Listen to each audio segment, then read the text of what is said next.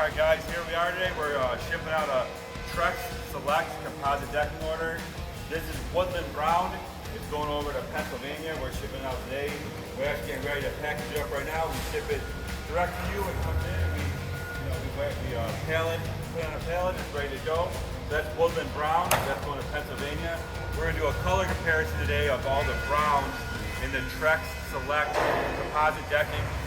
So that's woodland brown. You can see it's a dark brown, rich dark, super dark brown. It has that real distinct wood grain on it, so it looks pretty good.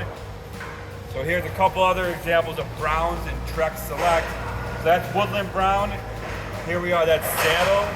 The saddle's a brown too, but it's actually more of a lighter brown, but it's still brown. Really nice color comparison there. Here's a beech dune.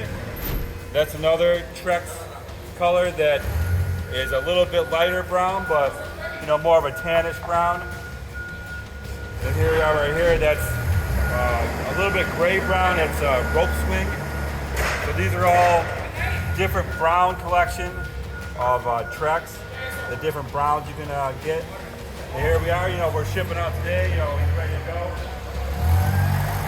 So right now you can order Trex right now. We can ship it out the same day sometime.